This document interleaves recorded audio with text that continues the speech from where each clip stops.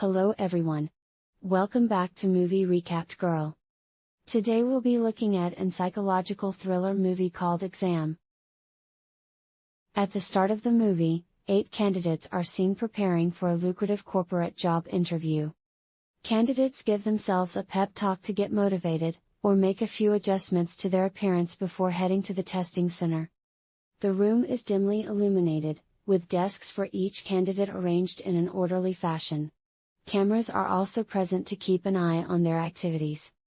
Once the 8 of them are settled in their seats, a guard with a firearm enters the room, causing the candidates to become visibly anxious. This is followed by a man who does not give his name, simply introducing himself as the interviewer. He then apologized to them for the difficulties they had endured to reach this room, revealing that the applicants had passed all the prior hiring steps and were the finalists. If they are successful in this final test, they will be able to secure the job of their dreams. According to the regulations of this test, it is stated that no federal laws are applicable within the examination room. The candidates must adhere to the regulations of the exam. They are prohibited from speaking to the guard or any other person. Should a candidate intentionally or accidentally damage the paper, or leave the room for any reason, they will be disqualified. The allotted time for the test is 80 minutes. The paper in front of them contained only one question that they had to answer. After asking if they had any questions and receiving no response, he wished them luck, set the timer, and left the room. The candidates exchanged puzzled glances as they flipped their papers over to find them completely blank. As the minutes tick by, candidate number 2 grows increasingly anxious. In an effort to demonstrate her qualifications, she begins to jot down the reasons why she believes she is the right person for the job. The guard locks the doors on number 2 as the camera zooms in on her paper, which she had ruined. She pleads for a second chance, but to no avail. Number 5 eventually realizes that the regulation states they are not allowed to communicate with the guard, implying that they can converse with one another. He informs the others of this, leading them to the conclusion that they must collaborate in order to figure out the query before they can provide a response. The group discusses various strategies to pass the test, yet all of them remain confused. It's similar to a real test situation. Candidate number 1 remains silent throughout. One individual attempts to introduce himself, but number 5 proposes that they give each other nicknames so that their true identities would not be revealed. He then proceeds to call out candidate number 1, Death, who has yet to speak, followed by Brown, Black, and White. According to their race and hair color, the girls are named Blonde, Brunette, and Dark. There is no rule that says they cannot get up from their seats, so White suggests they do so. He decides to take a risk and stand up. To everyone's joy, the guard remains stationary, allowing them to move around without restriction. Brunette is convinced that the questions are written on paper with either invisible ink or a watermark. They all agree to put the theory to the test, but are unsure of how to go about it.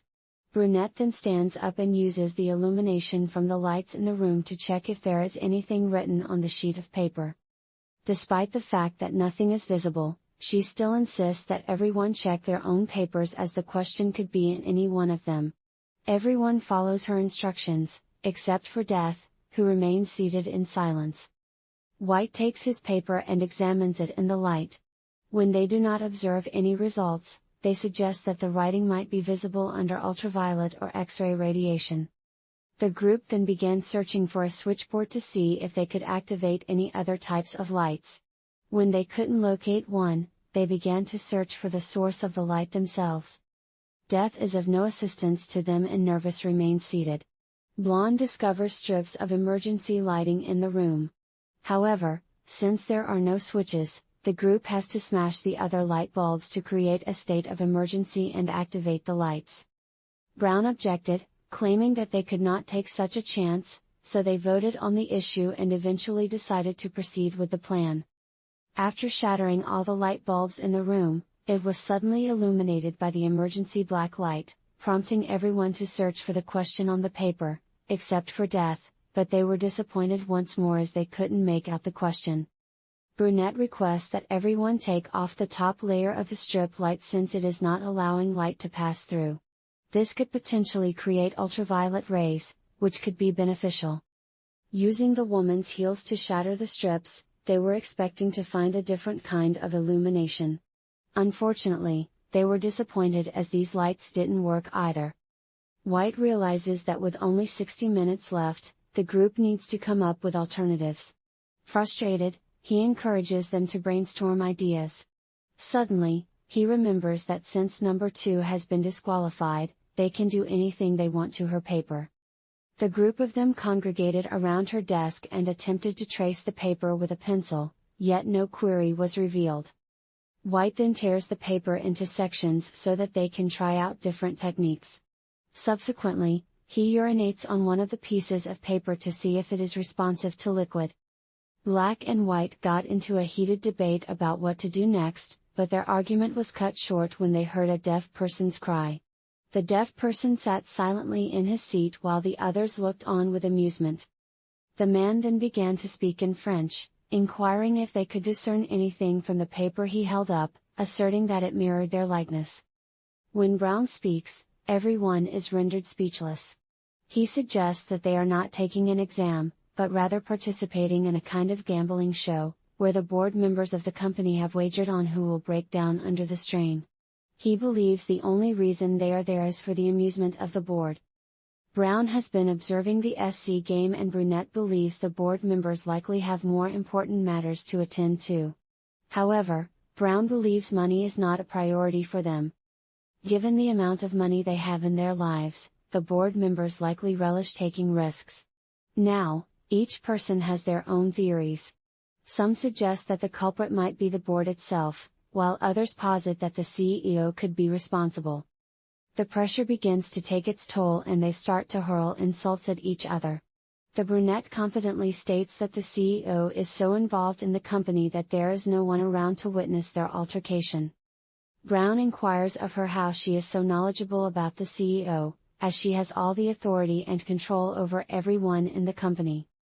Darkness had been employed by the company in human resources, yet had never encountered the chief executive officer.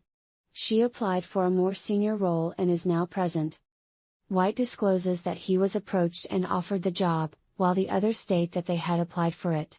Nevertheless, one thing they all share is that they are unaware of the company or its activities, as they were instructed not to inquire.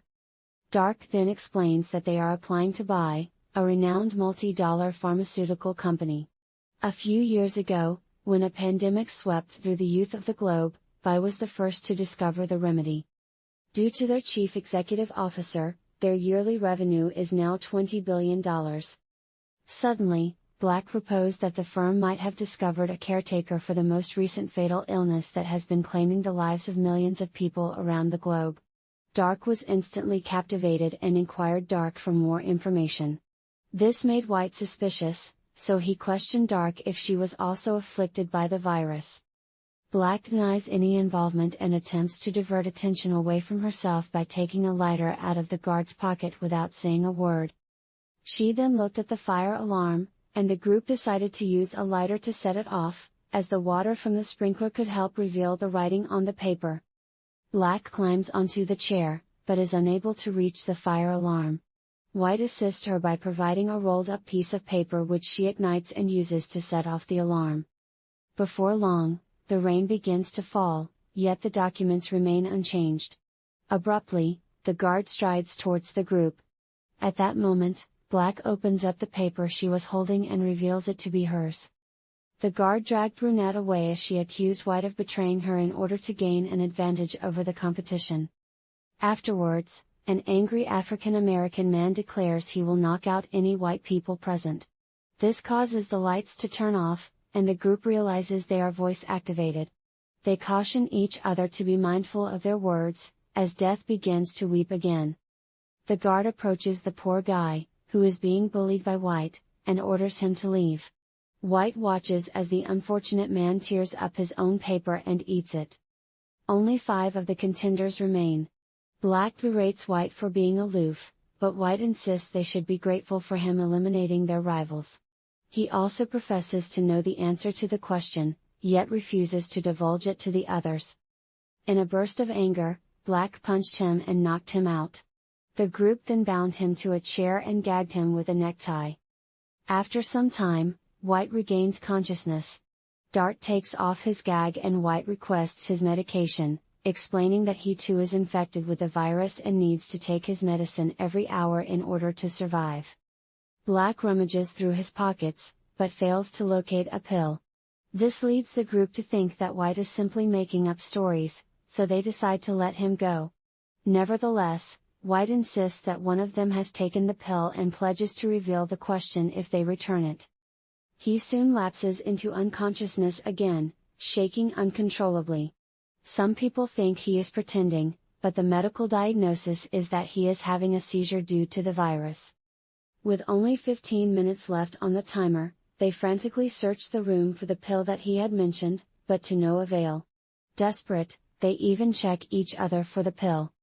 Dark suspects that Brown is the one who took it, and her suspicions are confirmed when she discovers the pill stuck to some chewing gum under his table.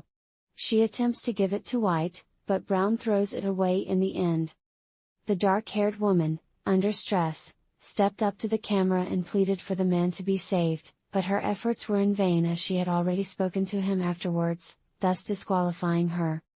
Once Blonde has departed, she uses a bobby pin to retrieve the pill and save White's life. In the process, she also manages to captivate him. Upon his recovery, everyone inquires about the response he had promised. White suggests that the candidates themselves are the answer they have been looking for.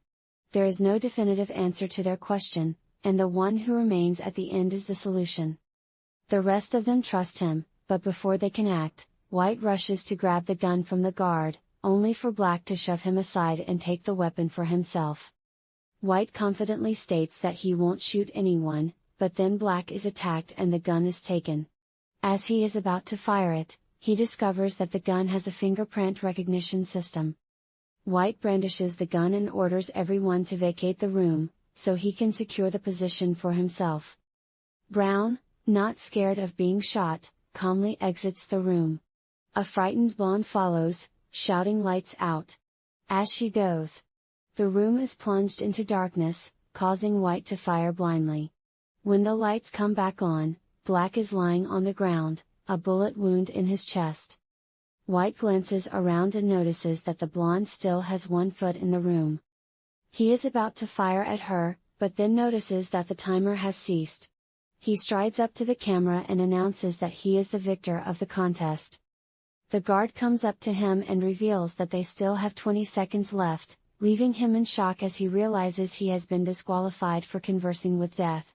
It turns out that Death had altered the time while they were distracted by their conversation.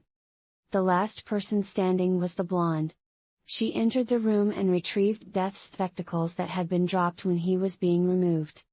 She looks at the paper and is astonished to find that question 1 is written on it. To her shock, Death appears in the room, revealing that he is the chief executive officer of the company and was present in the test to monitor everyone. The CEO grinned when the Blonde approached him and answered no to his question, indicating that she had understood and passed the test. At the start of the test, they were asked if they had any questions. This was the only question they had to answer. The entire exam was designed to assess the intelligence and attentiveness of the applicants. However, when they offered the position of CEO secretary to a blonde woman, she declined it, as she did not want to be associated with an organization that was responsible for taking lives. It is revealed that Black is not actually dead and that the bullet he was shot with is a capsule that heals the wound after entering the body. At last, the blonde takes the job and the movie concludes with her shaking hands with the CEO, as they have recently created a miraculous medicine that can cure any illness in the world. Thank you for watching the video. Please do not forget to subscribe to the channel and hit the like button. I'll be back soon with another incredible story.